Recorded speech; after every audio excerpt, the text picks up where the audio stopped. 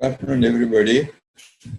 Today I'm going to talk on pleomorphic adenoma of the parotid gland, and if time permits, we go on to superficial parotidectomy. Okay. Now, first of all, the clinical presentation. I'm sure most of you seen this in the wards because it's quite not all the time. It's not rare, but it's uncommon. But it's a case that will surely come for the exam if there's a case available at that time. Most of them, it's more common in men compared to women. Most of the patients we see are in the third, fourth or fifth decade, and they present with asymptomatic swelling, which has been there for years. This is a point to remember. I always tell my students, asymptomatic swellings are usually neglected because somewhere somebody has said anything that is painless is not worth having any danger. It is the Indian ethos, as I look at it, asymptomatic swellings are neglected. Pain worries a patient. Blood frightens a patient. I'm sure I have examples of people who are having cough for a long time, but the moment they see a drop of blood in the sputum, they come running to a doctor because Indian patients are really frightened of blood. But here is a patient where the swelling has been there, very slowly growing over several years, and that's why the patient tends to neglect it. Just out of completion, I would say that a malignant change is to be suspected if there is a onset of pain, because otherwise they are painless swelling. There's a rapid increase in size associated with Savannah palsy, and of course, uncommonly they come with metastatic nodes of the presentation. This is just to show you what size it can go before the patients come to you. I'll come back to these two pictures a little later again. At the moment, just look at it. Note the exact site of the swelling. I'd like to come back to this a little later. Now, when you examine the patient, please remember have adequate light to look at this patient carefully. Focus on the parotid region. What do you find? You find a swelling. Classically, as is described in books, the swelling is supposed to be in front, below, and behind the ear. Please remember, this is present when the entire gland is involved. You can see a pleomorphic adenoma, which is in front of the tragus of the ear, in which case there is no swelling behind or below. Again, there's a classical teaching in most books that once you suspect a parotid swelling, look for the position of the lobule of the ear. Unless it is present in all these three areas, the lobule may not be elevated. I go back to the previous picture to emphasize this point again. Look at this patient. Here you can see the lobule beautifully elevated. Look at this picture. The lobule is hardly, there is any change in the position of the lobule. So one need not take the lobule of the ear for a diagnosis of parotid swelling. It depends upon the location, whether the entire gland is involved or a portion of gland is involved. Now, size, as I mentioned earlier, invariably they're quite large. Before they come to you, it will be quite large inside. Shape may be irregular. Surface is either lobular or nodular. Margins are clearly well defined. Again, this point, the groove between the sternum mastoid and the angle of the mandible will get filled up only if the posterior portion of the lobe is involved in the disease. If the disease is confined to the portion in front of the ear, the groove between the sternum mastoid and angle of the mandible does not get obliterated. When present, these signs are useful. When absent, they do not rule out parotid, because you go by the textbook. I always say this, patients follow books and books are written on patients. So one need not go by the book and say every patient with parotid swelling should have elevation lobule of the ear, should have the groove between the sternum mastoid and angle of the mandible obliterated. Does not hold true. Skin of the swelling is invariably free of the swelling, and look at the surrounding area. We do not see any abnormality. Now this is more important. Neither warm nor tenderness is present. If warm and tender, you got to think of parotitis, so many other conditions. I will not go into that discussion. Surface is quite often nodular. Can anybody tell me why? Why is the surface nodular on palpation? You may not be able to make it on inspection. When you go to palpation, you'll find that the surface is nodular. Why? Why? Come on, quick. As such, I'm not sure I'll be able to complete the topic. Unless I get quick answers, We will not progress further today. Can anybody give the answer? Many of these, by the time they reach, you have cystic degeneration. Those areas of cystic degeneration appear like a nodule on the surface of the gland, and you palpate. Basically, consistency is firm. Understand that? But those areas where cystic degeneration has occurred, you may find soft, even, you may be able to elicit fluctuation by the Page's method, because you can't have a cross fluctuation in the ordinary cells because they're so small. But apply pressure, you may find cystic areas that indicate cystic degeneration. Now comes the most important point. What is the anatomical plane? What's anatomical parotid? Please. Quick. What is the anatomical plane? I see Ballal here. Come on, Ballal, come on, answer the question. There's a lady. Raksha. Come on. Quick, I want a quick, what is that? Because the whole thing, to say it's parotid, you have to know the plane property. Same thing holds true for submandibular cellular gland. I have no time to discuss that. But tell me, what is the plane of the parotid gland? Dr. Anju? Yes, please. Come on, quick. There is superficial and deep plane depending on the facial nerve. Facial and nothing, the anatomical plane, madam. I am asking, where is the gland located? See, we have skin, subcutaneous tissue, gland, and masseter. I want to know, where is the plane? We come to facial now later. Yes, Anju, tell me the answer. It's superficial to masseter. Okay, fine. But is it subcutaneous or is deep to subcutaneous tissue? Deep tissue. Pardon? Deep to facial. It's very important. See, unless you prove it's parotid, I can't go into pleomorphic adenoma. See, please remember, somewhere else in the breast, etc., anatomical plane is not a problem. But the areas where anatomical plane makes a lot of difference. The investing layer of deep fascia splits and encloses the parotid. Good. Then what happens to it? Splits into two layers, right? And then the anterior layer is attached to, see, the investing layer, the deep cervical fascia, rightly said. Zygomatic process. Very good, excellent. And the posterior layer condenses to form the, come quick, stylomandibular ligament, which separates the parotid gland from the submandibular salivary gland. How do you demonstrate this in a patient? That it is within the parotid fascia and not in the subcutaneous plane. This is very important. Curtain sign. See, yes, please. Come on. Curtain sign. Excellent. Very good. Curtain sign. The next picture shows the curtain sign. Explain the curtain sign. The swelling does not move above the zygomatic.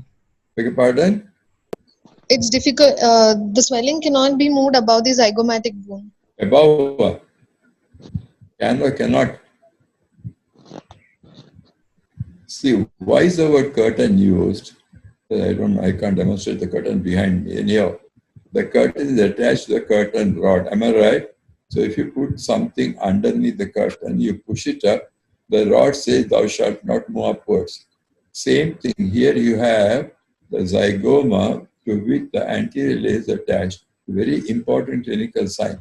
If you don't mention the curtain sign, you cannot distinguish between a subcutaneous swelling and a parotid swelling. I'm mentioning this because in thin people, the swelling looks very superficial. And I myself have seen a small swelling, let us say the size of 2 centimeters or even less than that, which is so freely mobile, mistaken for a subcutaneous swelling and enucleated. We'll come to what happens after enucleation later. So you must demonstrate the curtain sign in the examination to say that this swelling is arising from the parotid gland itself. Without that, you cannot go further. Understand that? Now, somebody talked about masseter. Why is the masseter important? Why is the masseter important? Deep to the gland, you have the masseter, of course, separated by the posterior layer of the parotid fascia. Now, It implies malignancy when masseter is involved. Excellent. So how do you put the masseter in contraction? Clench the teeth. Clench the teeth. And the teeth, that's right. I myself have seen one undergraduate medical lady student trying to put her fingers between the teeth and ask the patient to get their teeth. I pulled her back at the last minute. Now, there's one other point which has no relevance to today's discussion, but I want to mention that the parotid fascia is a tough fascia. Therefore, when there is pus inside the parotid gland, you do not expect fluctuation as an early sign. Please remember this. In fact, if you go back to basics, what is the sound fluctuation? See, I always say 3 points about presence of pus in the body. Number one, visible pus. For example, paronychia, you can see the pus, understand? Number two, palpable pus, where you can demonstrate fluctuation. Number three, persisting tenderness after adequate therapy usually indicate the presence of pus. This was more often seen in the thigh in the days gone by, where we had abscesses deep the muscle following injection, and then you find that they do not have fluctuation because so deeply placed. So persisting tenderness, of course, today you will straight away ask them to get an ultrasound done and be done with it. But remember, clinically, despite adequate antibiotic, if tenderness persists, think of pus inside, get an ultrasound done. Nothing to today's discussion. Parotid fascia is such a fascia that fluctuation does not appear as a reliable sign. That's all I want to say. Now, lastly, mobility. Benign swellings have limited mobility.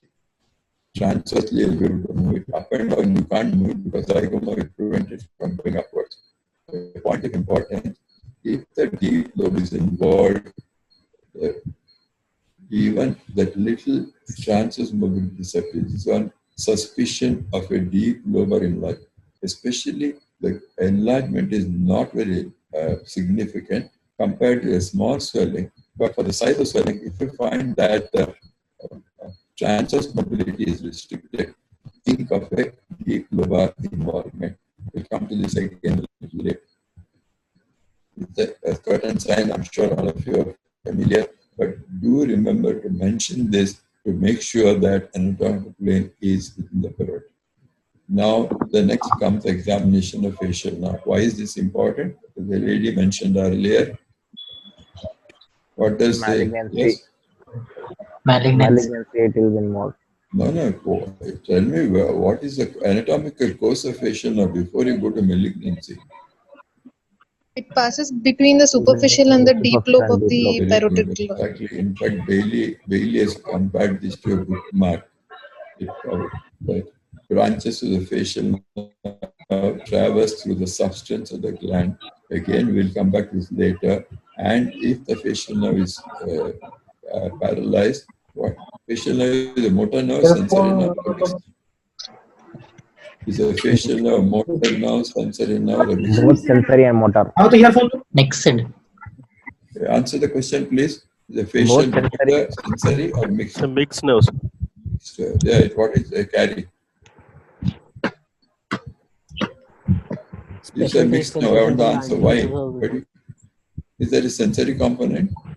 Yes, sir. Special taste sensation from the anterior two-thirds of the Here, you must talk loudly. I'm an old man. I'm an old man. Talk loudly. Quick. You're right. Special taste sensation from the anterior two-thirds of the tongue. What do you call that, Baba? What is the nerve?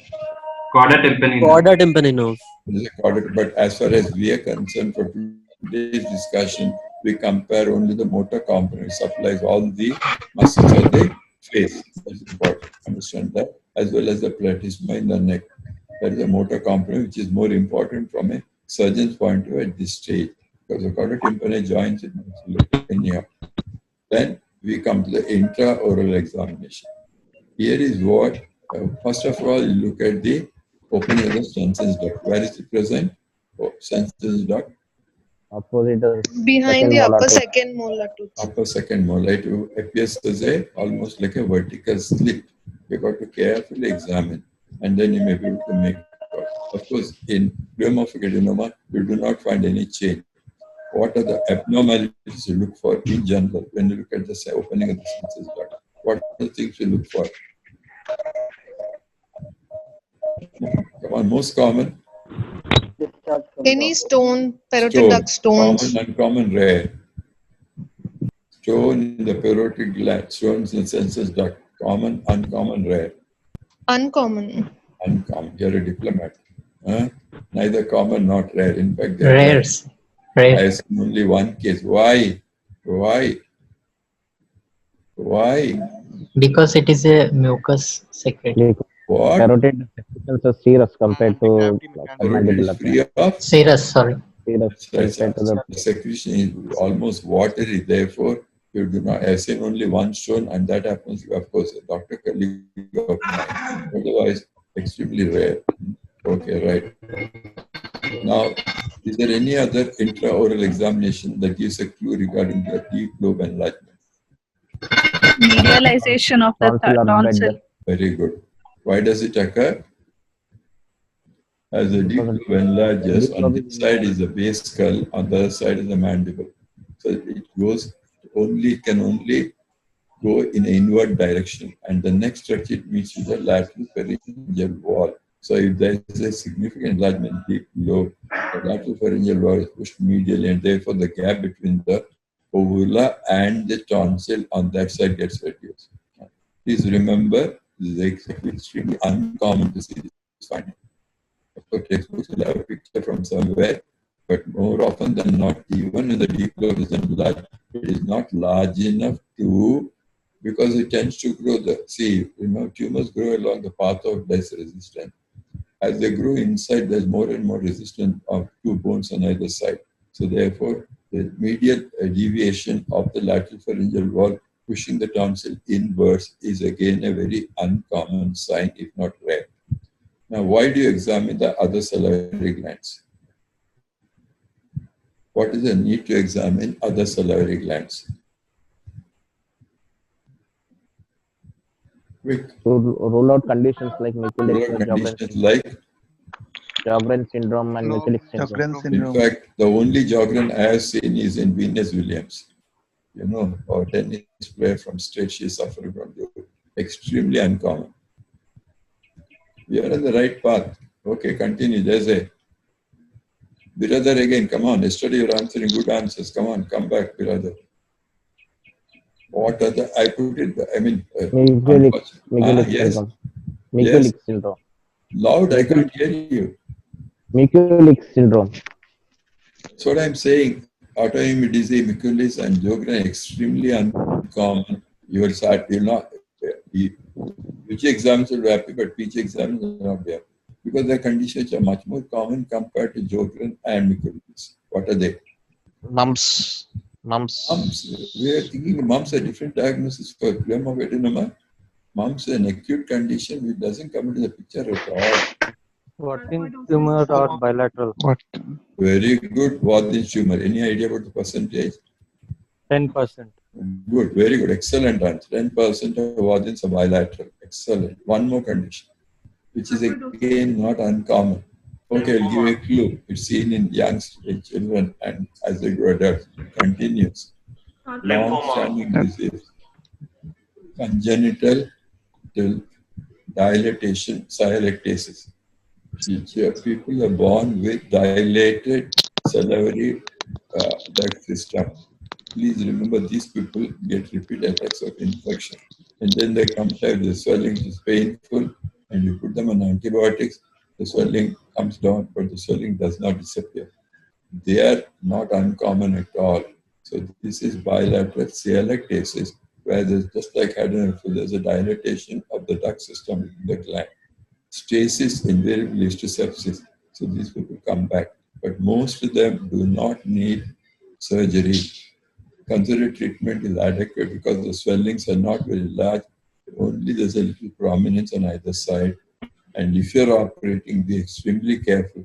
Repeated attacks of inflammation has produced fibrosis. Tissue planes are more difficult to dissect, and therefore you may produce more damage by damaging one of the nerves and joints of facial nerve.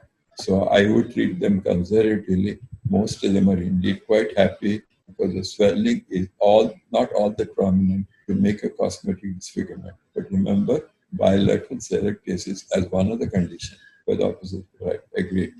Now, with all this, you have come to a diagnosis straightforward of pleomorphic adenoma. Am I right? It's been present for a long time, totally asymptomatic. The anatomical plane is inside the gland, and the consistency is firm, with some areas which is soft and cystic, and mobility is not adherent. Facial nerve is intact, and therefore come. Is there any other condition you have to think of before you go to treat? Or in other words, I already added, what is the need for FNAC? If the clinical picture is so obvious, why do you want to do an FNAC? To rule out To rule lymphoma. out malignancy. Rule out Lymphomas. lymphoma. Parotid lymph node from Lymphomas pleomorphic. are much more rapidly growing. Lymphomas stretch the caps. Please remember, you take the example of liver. Whenever the capsule gets stretched at a very rapid rate, the condition becomes painful. When the capsule is stretched very gradually for a matter of years, as happens in pleomorphic adenoma, there is no pain. Remember this point. It holds true for liver. Amoebic hepatitis, you don't see them now. Olden days, we used to see plenty. There's a rapid stretching of the capsule, and that produces pain. Whereas a tumor grows so slowly that HCC is hardly painful until they reach a very late stage. So lymphomas are rapidly growing, totally different. The condition. Intraparotid lymph nodes. Yes, please. Good, very good. Somebody answers. Intraparotid lymph nodes, they appear similar to pleomorphic adenoma. So to rule out that condition. My dear girl, intraparotid lymph nodes don't go on for years. These are commonly seen in children in this country due to tuberculosis. And the duration is few months. It doesn't say, I'm talking of people plus 40 who had a swelling for 10 to 15 years. You're on the right path, but the scenario is different. Benign lymphoepithelioma. Tuberculosis. Near I think the word lymphoepithelioma almost is given up. Second is in the lymph nodes. In fact, the condition which can satisfy all these criteria is only one, and that's a low-grade mucoepidermoid carcinoma, which is known to stay for years. Understand that? Low-grade mucoepidermoid carcinomas are very slow-growing, rarely infiltrate the seventh nerve, hardly have any pain, and the reason for FNAC, in fact, for a long, long time, FNAC came somewhere in late 70s, yes. For a long, long time, people did not want to do an FNAC because they were afraid that it would cause a recurrence. Because they thought the needle track will allow the tumor cells to come out and seed it in the skin subcutaneous tissue.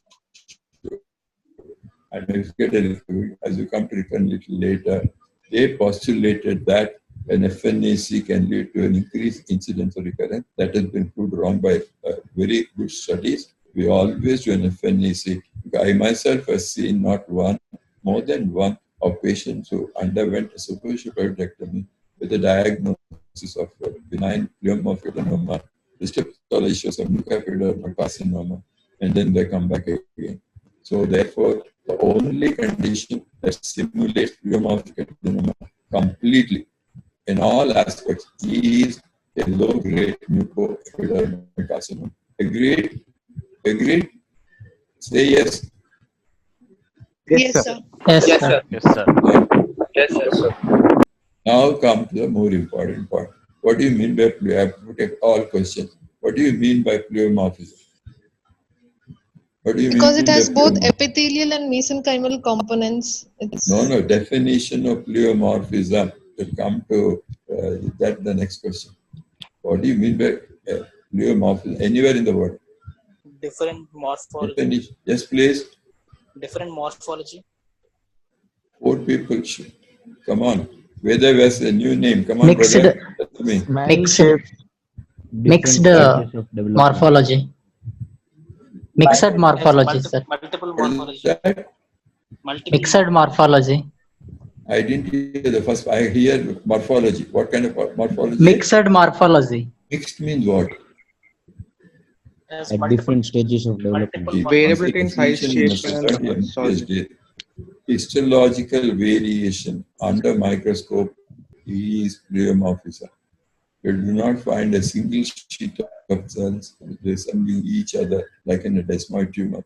Every cell looks alike, but here some cells are different, some cells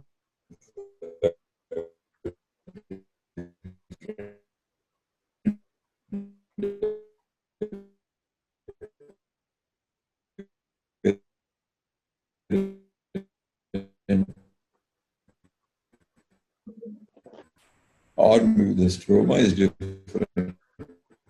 Let me use the word pleomorphism. Of course, textbooks are given the okay, I'll give the answer. In the days gone by, if you look at this, now someone tell me what's the microscopic picture of, then you'll understand better. What do you see if you put a FNAC you do and you see under the microscope, what do you see? Or let us say you take histological section of a resected specimen, what do you see under the microscope? Cartilaginous tissues and You the have to sheets see of three things. epithelial. Number one, look at the cells. Number two, the stroma. And number three, the capsule. I'll come to a little later. Now you talk about only the cells. See, days gone by, if you look at a histological picture of pleomorphism, you find a similar pattern as you see in adenoma. Understand that? Wedge-shaped cells surrounding the lumen, and these lumens are the second saliva, and you have the beginning of the duct. The minor ducts start from there. They join together to form bigger ducts, ultimately into the that is one group.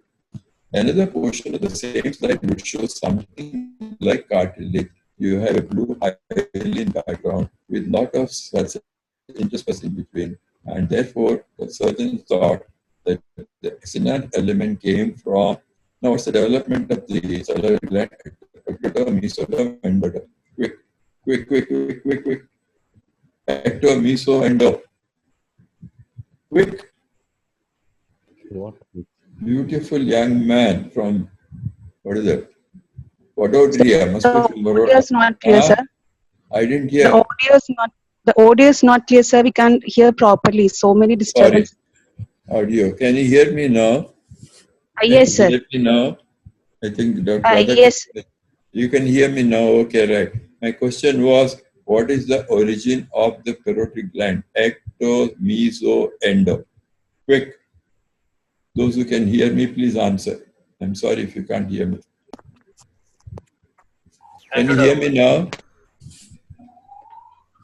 Yes, sir, we can hear you. Audible. Yes, sir. Yes, sir. Okay, Yes, now sir. which term? Ecto, meso, endo. Endoderm, sir. Endoderm, baapre. Where does endoderm come, Mama? Mesoderm. There are only three possible answers. 33.1% of chance of being right. You're wrong. Actually, it's an imagination of the ectoderm that gives rise to salivary glands. Understand that? It is neither meso nor endo. It's an ectoderm origin. And olden days surgeons thought that the gland arose from the ectoderm. During embryological development, a few mesodermal cells got in between trap and they produce what looks like cartilage. So if they see an external pattern in one portion, cartilage in another portion, they call it mixed salivary tumor. Today we know that the so-called cartilaginous appearance is due to, come on, this is the crux of today's discussion. This, I have to get an answer. You are not. If you study pleomorphism, you'll know what it is. Quick.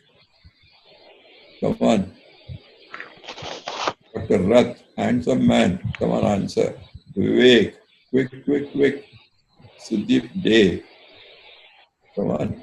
I see all handsome young faces, but answers are not coming. What is the, see, because even now, portions of the tumor will show. Yes, please. Dr. Rath has Loss of fat. handsome but please answer. You're Sir, right. audio is not clear.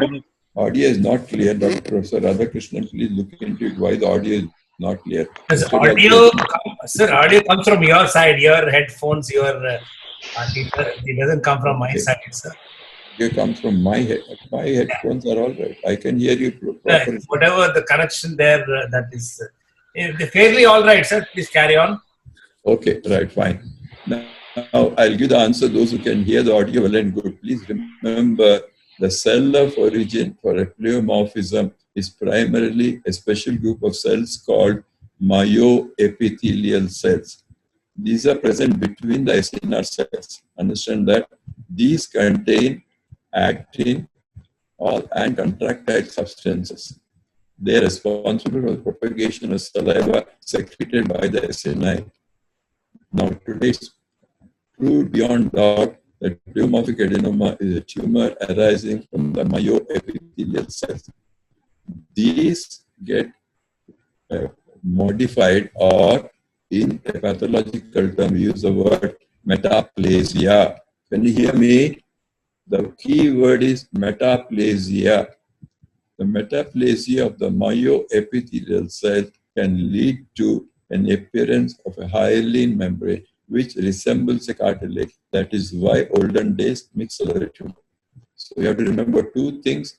You have SNI that secrete and produce adenoma, but primarily the etiology of pleomorphic adenoma is today is about the myoepithelial cells. These have contractile properties.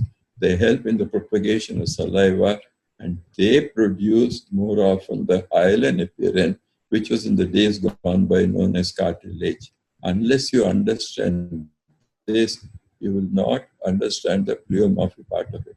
I come to the capsule a little later. Now, what is the natural history of the disease? What happens if the patient doesn't get treated? He'll die of this, having the tumor all the way, or can it undergo any changes? If people who is audible, please let me know. Malignant transformation. Yes, tell me. Benign change to pleomorphic X carcinoma. Very good. It turns malignant. That's right. The risk is higher in men. The risk is higher about 40 years. And lucky, unfortunately, most of the patients belong to this group. Of course, the incidence is what I have from the Western literature. I don't have Indian figures. They say 3 to 7%. I have no Indian figures. So because over a period of time, it can turn into malignancy. And there's one more point. When a pleomorphic adenoma becomes malignant, the carcinoma arising from a pre-existing pleomorphic adenoma has very poor prognosis. They are extremely rapidly growing, and therefore the outlook is poor. You will see patients, I will show a picture later, and therefore the reason why you want to treat a patient with a pleomorphic adenoma is because it can turn malignant later, and as and when the malignancy occurs, outlook is extremely poor. Understand that? Now, before I proceed further, let me show one other picture.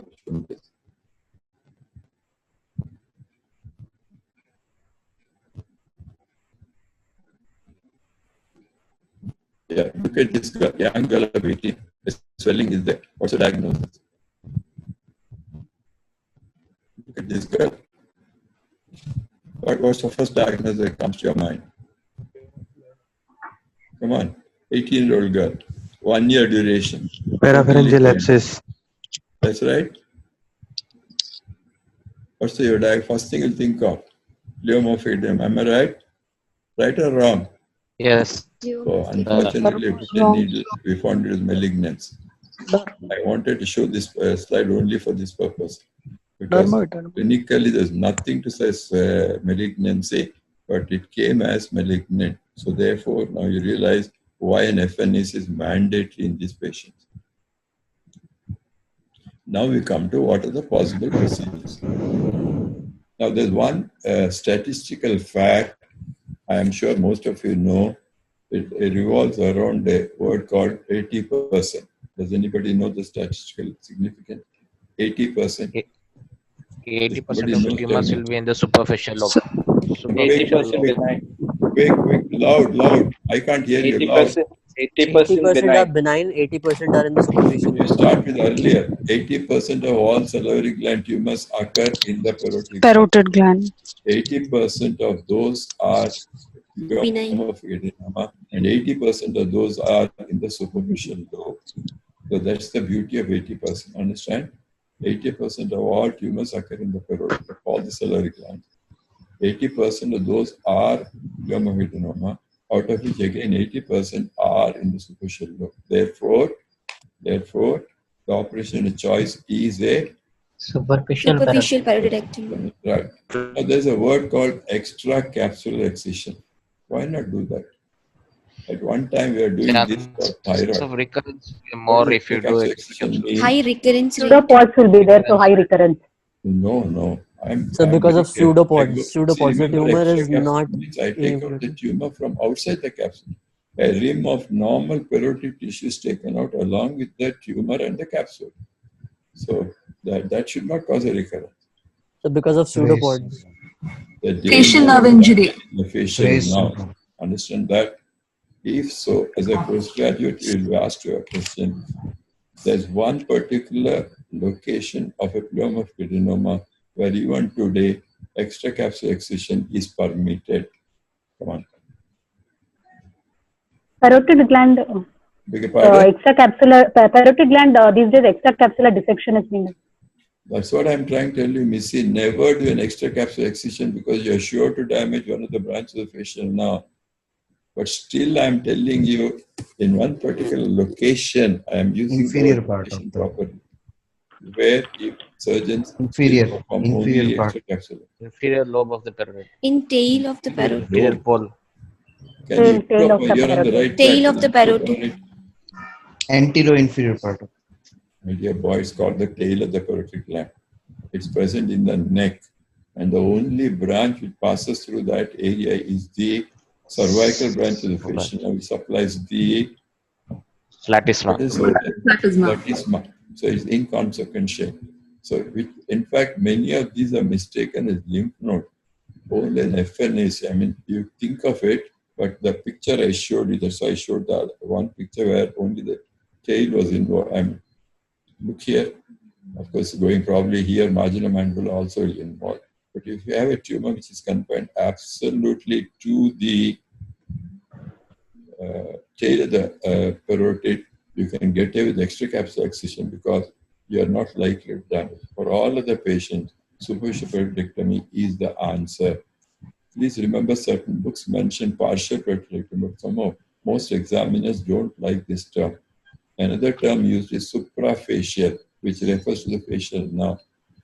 These two terms are not very, I would say the examiners are not very happy about these two terms. Stick to only one term. Superficial parotidectomy is a path of least resistance. I'm sure all of you know that in the exam you have to take the position of the fetus, all bent, all understand, all down. Don't try to say you're smart, you get in trouble. Now we'll try to discuss superficial parotidectomy in a little more detail. What's the incision? Modified blades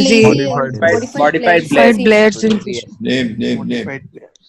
Modified blades. That's okay. It starts from in front of the tragus of the ear, descends down vertically, takes a broad round around the lobule, goes and touches the mastoid, and then it comes down along the anterior border of the sternomastoid. This is the best incision. There are many other incisions described, but we stick to one incision and learn it well. Now you have made the incision, the next step is to raise the flaps.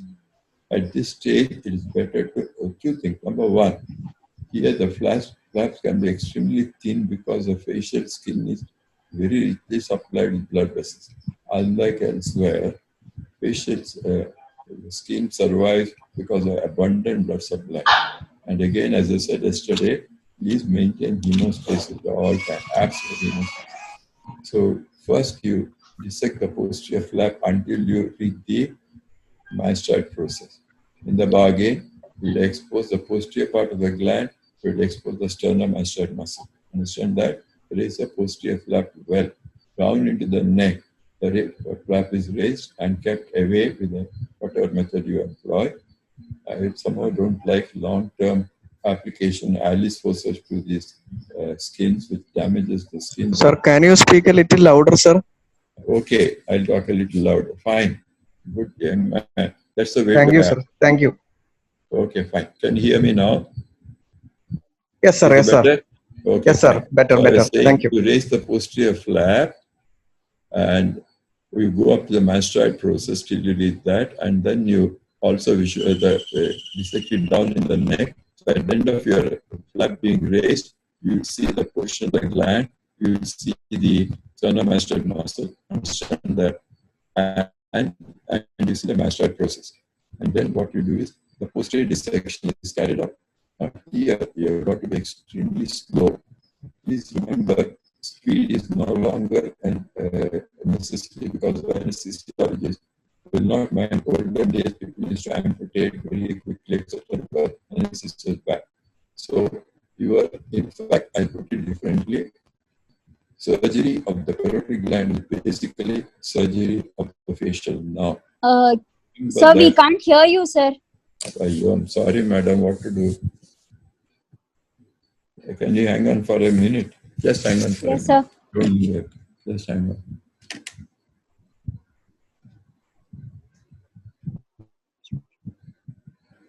Hey, Sumar, can you make it louder? They say they cannot hear.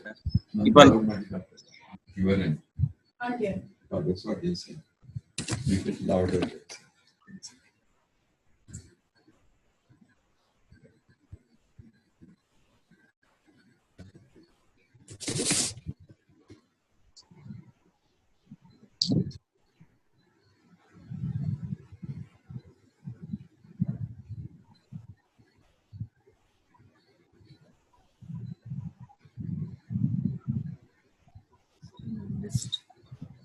Actually, it'll depend on the strength of the internet on your side, madam. Now you can't hear? Can you hear me now? Yeah, yes, sir. Sound, speak Yes, sir, we can hear, sir. Can you hear? Yes, sir, we can hear you now, sir. Yes, sir. Yeah, it's the loudest. Right. Fine. Okay. Go back.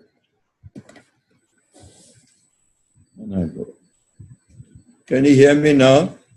Yes, sir. Okay. Yes, sir. Yes, sir. Yes, sir. So we have decided to perform a hysterectomy.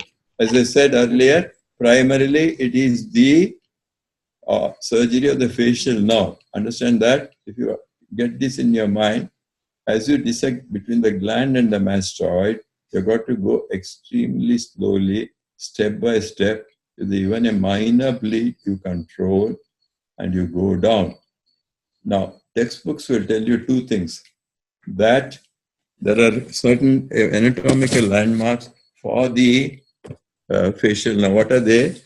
Anatomical, especially surgery books launched as operative surgery books. Tragal pointer. Tragal pointer. Tragal pointer. Coneless One, number pointer. two. Number two. Upper border of the posterior belly of digastric. And there's one other. Coneless pointer. Stylomastoid fissure. Okay, now the other thing that is mentioned in book is that at the junction of the bony and the cartilaginous part of the extraordinary canal. Please remember, we are not operating on a normal parotid. This is the point I wanted to emphasize again. We are operating on a diseased parotid. When the superficial lobe gets enlarged, automatically the facial nerve gets displaced posteriorly. God forbid you have a tumor only occupying the deep lobe, the nerve gets pushed anterior. The tragal pointer, all these anatomical landmarks hold true only for a normal parotid, which you are not going to dissect at all except in anatomy. You understand? As surgeons, don't take the tragal point, all those things. The landmark that really helps you is to feel the styloid foramen. As you come near the styloid foramen, take more and more care.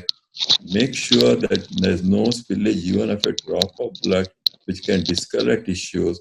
And then you identify the trunk of the facial nerve as it exits from the stylomastoid foramen. In fact, this is one key part of the dissection as far as superficial peritrectomy is concerned. You have to, even the fastest surgeon, take time during this time because it's not worth damaging the nerve at any cost.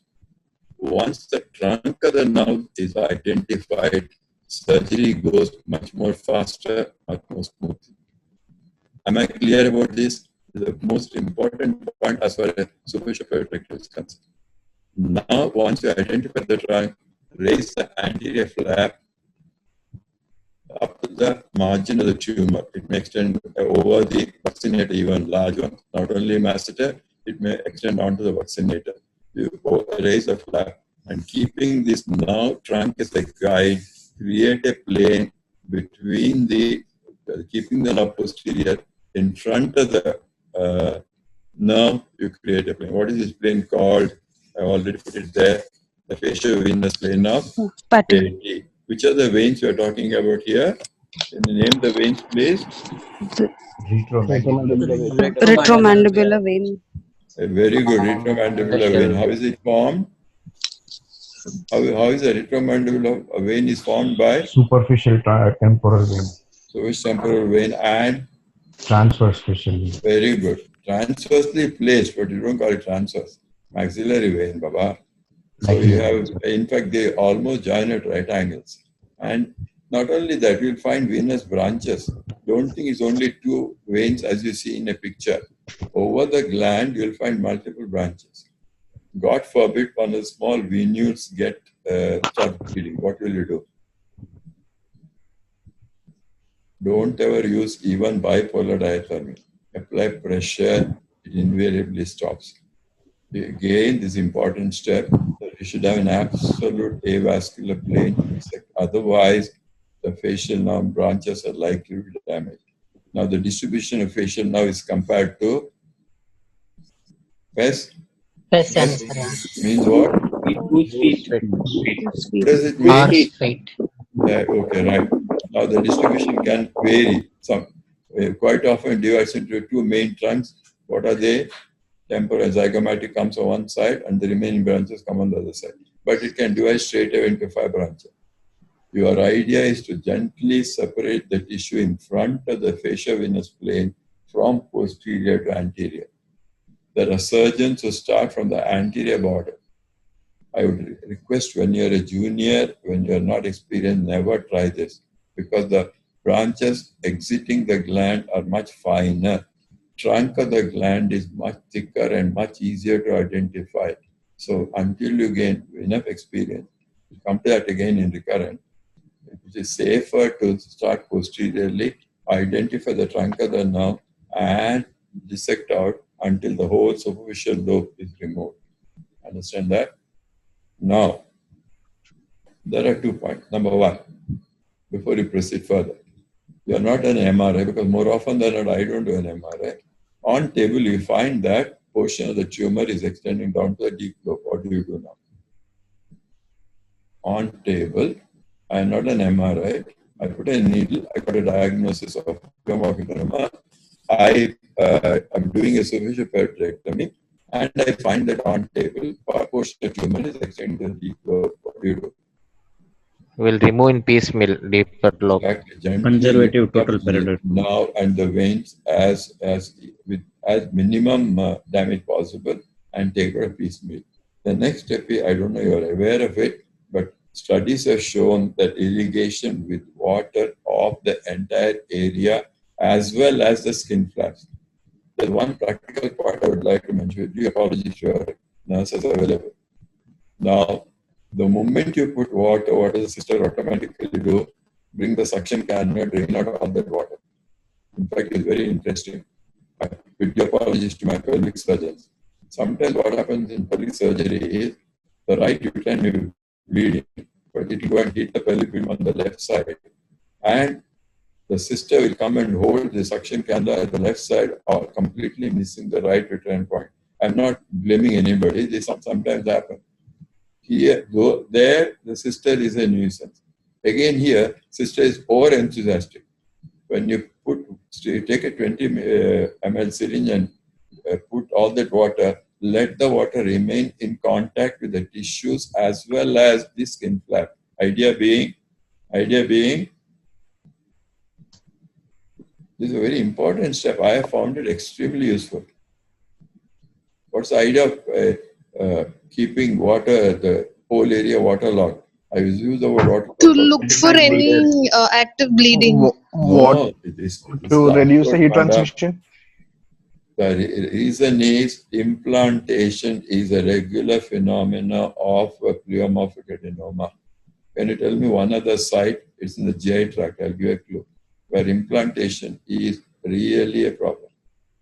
GI. Carcinoma rectum. I didn't hear. Rectal carcinoma. What's the carcinoma? Rectal carcinoma. What cell? Signet ring carcinoma. Where? Gastric crocus. Peritoneal carcinomatosis. Signet ring carcinoma of stomach. Rectal carcinoma. Large bowel before you anastomose the contents of the colon. You always irrigate with not only water, there we even use dilute cetrimide. Because there again, implantation is a problem. So cells which are free. One care I should have mentioned earlier, during dissection, make sure that you do not rupture the tumor capsule. Rupture the tumor capsule is surely going to give rise to recurrence. So take care. You can wrap it with gauze around and don't handle it too rough and muscular cells worry. So therefore, irrigation with water, the implant, all of you heard the story when you're young. I don't know. Today's stories are different. A frog is supposed to go on drinking water until the belly bursts. The same thing change of osmolarity because the water is hypoosmolar compared to the cell cytoplasm. So water leaks into the cells and the cells burst. That's why once you keep water in contact with the operative area, keep it for 5 minutes, and when you wait 5 minutes, a long time, at least 2 to 3 minutes, don't disturb that. If necessary, repeat this procedure. There's one thing described by a gentleman called Wade from UK has been proved to be one of the factors that can reduce the chance of recurrence. Understand that?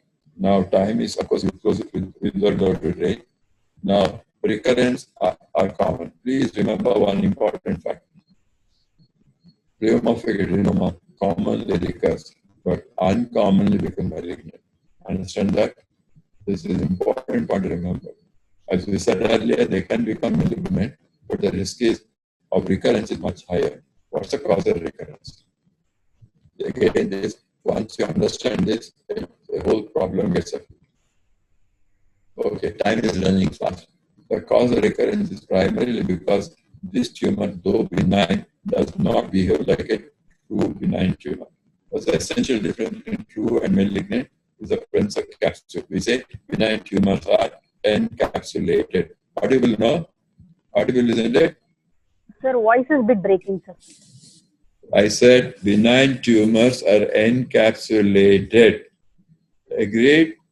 Yes, Unfortunately, the capsule unfortunately, the capsule surrounding a pleomorphic adenoma differs to some extent. Number one, it can be extremely thin in some areas. Now imagine you're doing a superficial paratectomy. You see a branch of the facial nerve. Your primarily aim is to keep that nerve intact. That means you go very close to that nerve.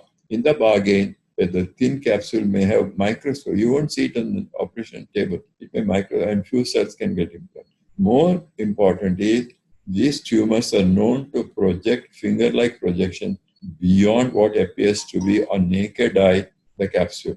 These are still covered, but when you're doing a paratectomy, these finger-like projections may be left behind. Understand that? Number one, capsule is extremely thin. Number two, capsule is very much stretched. There's a risk of minor breaches in the capsule during operation through which cells can escape. More important, some people call it pseudopodia. Pseudopodia are usually temporary. These are permanent structures. Better to use word finger-like projection into surrounding parotid tissue. Since your concern primarily the facial nerve, in trying to save the facial nerve branches, it is likely that some of the small finger-like projection is left behind. That's why when you operate on this patient, please tell them there's a risk of recurrence. Understand that? Where does site? It can occur in the substance of the gland. It can even occur in the skin flap. I have seen nodules going beyond the skin flap. Maybe the cells have traveled during our dissection, and it can be multifocal. That's why, of course, you do an FNAC. Recurrent parotid always an FNAC, because as the incidence of recurrence increases, the risk of malignancy also increases. Second time, third time, etc., risk is much higher. Okay? Right. The FNAC is mandatory. MRI is mandatory. Many people use a nerve stimulator to identify, because when you operate in the second time, there is so much of fibrosis, a fibrous strand and a nerve branch look and feel alike. See, at this stage you go by the feeling of the nerve. Whereas once you are operated and recurrent, you find that these fibrous strands feel like nerve and extremely difficult. I have not used, but many surgeons use a nerve stimulator to make sure that what you are cutting is not a nerve, but only a fibrous strand. Those patients who come with a recurrent need a total, what's the next word you want to use? Conservative. Conservative parotidectomy. Because there's no way you can sacrifice the facial nerve. Irrespective of location, you take out whatever the tumor, take out the deep lobe, and we have total conservative parotidectomy.